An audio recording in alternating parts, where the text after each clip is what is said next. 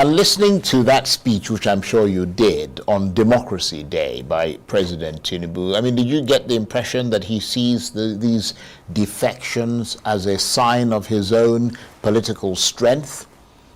What is clear, if one wants to be fair, you have to give President Tinubu A1 in politics. The only problem he has with the A1 he has in politics is that he tends to have F9 in governance. So how he's going to graduate into any substantive legacy is his problem, because the A1 politics is that he knows the political class very well.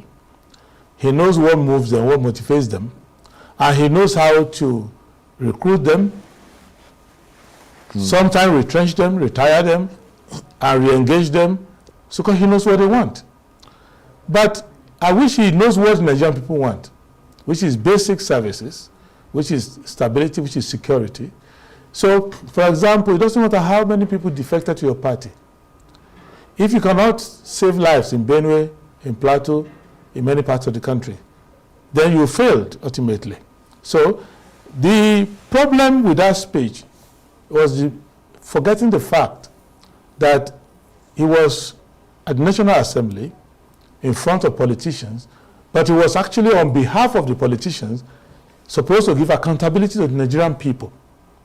Therefore, I am not sure that Nigerians are as enamored with the defections as the president appears to be in that speech.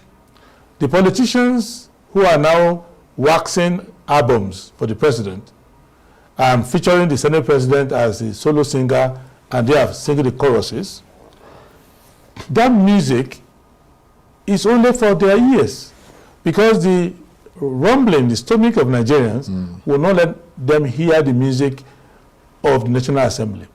So that podium belongs to the Nigerian people, and it is their issues that ought to be reported there.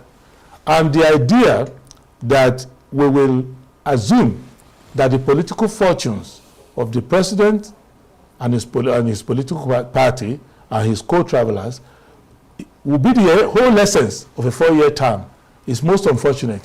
What you do with politics is that you compete well, and I respect the president that he has ability to compete well, but if you manage to get the power somehow, controversially, that moment politics ends. Then you want to give service to the Nigerian people. You want to manage the diversity of the country very well. You want to obey the Constitution and enforce and execute the enforcement of other arms of government obeying the Constitution. You want to manage the economy. The only skill they have in the management of the economy is the economization of truth, which is basically what they do, rather than manage the economy. The assumption that President Tinubu has is that the people are marginal to politics. That if you capture the institutions and you capture the politicians, then there is no opposition. But the real opposition is coming from the people. There are problems with those who want to turn career politicians. Politicians who have enjoyed power, you want to turn them to genuine opposition. You're going to have a problem, because it's only when they are dropped off from the list of ministers for a board appointment or some patronage, that's the only time they remember that we need to make these noises so that we can be brought back. The reason is that the real opposition is from the Nigerian people, that the country needs, that even President Tinubu himself, when all of these paper castle that he's building is blown away by the tide of time, he will realize that even in his old age, he needs a government that works. When he's out of power, he needs a deepened democracy and rule of law. I tend to want to agree with Adewale Adebayo here. But I want to correct an impression before I dig deep as well. Give Bola Tinubu A1 in corrupt politicking and F9 in governance.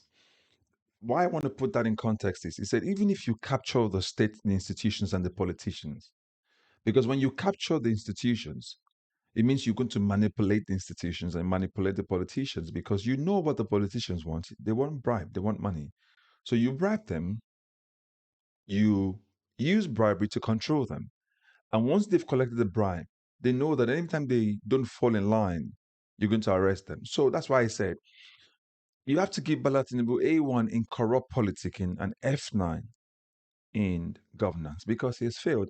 Like Adewale said here, when you fail in providing basic services, which includes Medicare, hospitals that works, um, pipe-borne water, schools, social amenities, those are basic services. When you fail to provide security, just as we see in Benue State, where human beings were burnt alive, children, less carnage happened in Benue State. When you fail to do that, and you fail to provide stability in the economy, the prices just of goods and services just fluctuating. They go up, they come down, they go up, they come down. When you fail to provide all of this basic stuff, especially the number one duty of every government, which is to provide safety, security for lives and properties, when you fail in those basic stuff, then you should be given F9. Unfortunately, we have the same government who is currently paraded and then being defections, clamoring and clapping for his what they call transformative leadership, which I will call a backward transformative leadership. However, when you have sycophants doing exactly that, just because they need to remain relevant and stay in power, then you come with disillusion to think that you're working. I'll give you that with proper example. You see the thing that happened in Benue State on Monday or over the weekend is taking the president on up until this midweek to find himself in Benue State. No proper politician or government or president would take that time. More than 48 hours to go to where there's that carnage. Where your own people were burned, children were burned. You don't have to see, Nigerians really think about it this way. Is it that our leadership don't have humanity in them? The people in our government, is it that our politicians have no sense of humanity in them? It baffles me. It really troubles us. And the reason why I'm speaking out this loud is because I know for certain that I wouldn't want that to happen to somebody that I know. The killings happening around Nigeria, they're senseless. And we know that our president does not have the political will or the political power or the bandwidth to control it. He does not know how to govern. This APC does not know how to govern. This president doesn't. I tell people when Bola Tinubu was and governor of Lagos State, all he did was just tax, and collected money from people.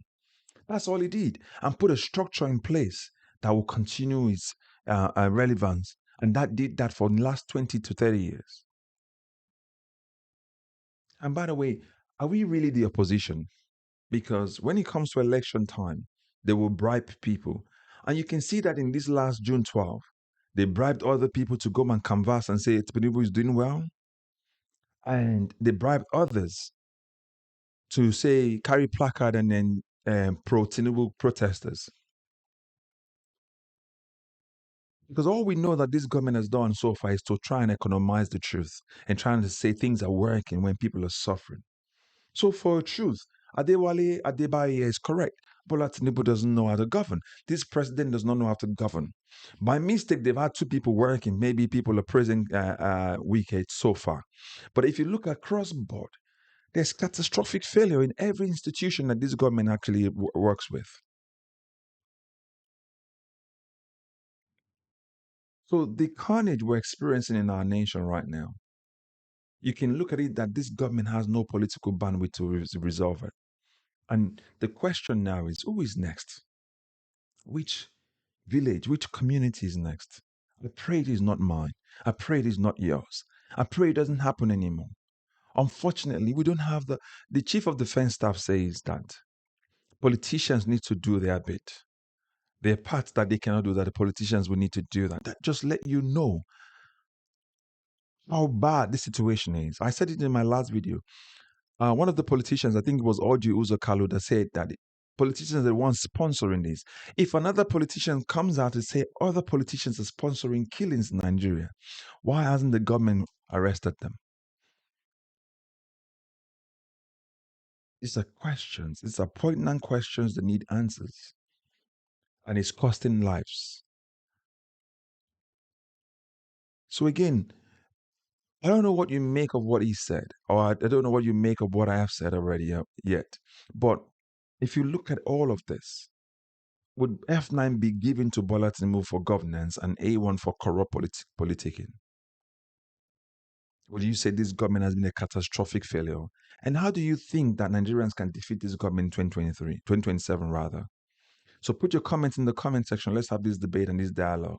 I'll catch up in the next video, but don't forget to like, share, and subscribe, and also recommend this channel to others. God bless you. Bye-bye for now.